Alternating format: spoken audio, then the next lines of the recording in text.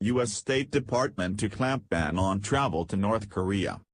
Washington/Seoul, Reuters. The U.S. government on Friday said it will bar Americans from traveling to North Korea due to the risk of long-term detention in the country, where a U.S. student was jailed while on a tour last year and later died.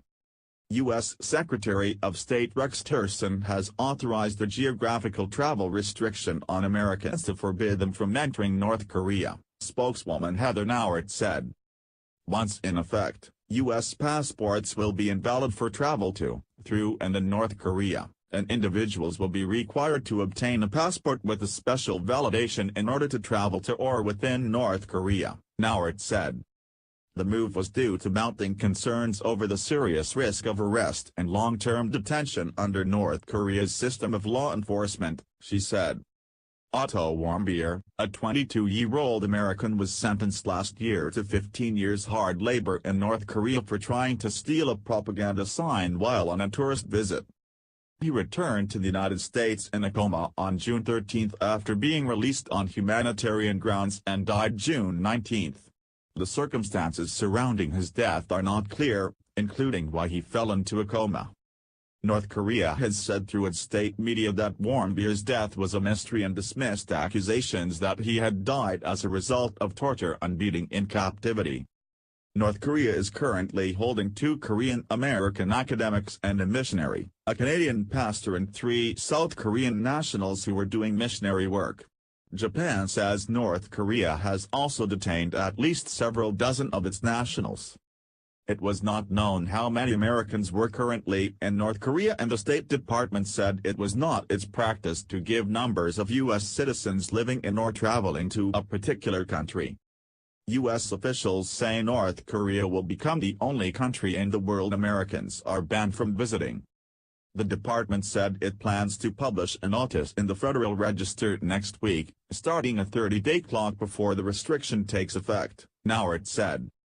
She said Americans who wanted to travel to North Korea for certain limited humanitarian or other purposes could apply for special passports to do so. North Korea allows foreign tourists to visit, but their travel is strictly limited.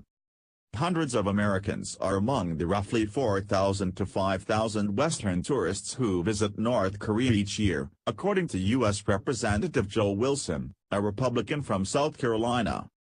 This year, Wilson introduced a bill with Democratic Representative Adam Schiff to ban Americans from traveling to North Korea as tourists, following the detention of at least 17 U.S. citizens in the past decade.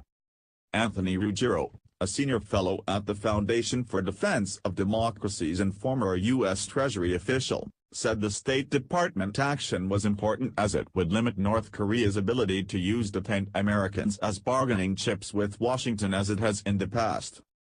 Tom Bodkin, managing director of the UK-based adventure travel company, Secret Compass, said the travel ban was a bit of a shame. Travel between different cultures breaks down the preconceptions that you have about different cultures and breaks down the stereotypes that you have, he said. Secret Compass has brought 3 Americans among the 19 people it took to North Korea since launching tours there last fall, he said. U.S. Army veteran Brian Saylor, 40, who traveled to North Korea for 6 days in May, said he opposed the pending ban. "We're telling our own people, essentially, you can't go where you want to go. I don't really understand it," said Saylor, a resident of West Pittston, Pennsylvania, who works as a police officer for the Department of Veterans Affairs.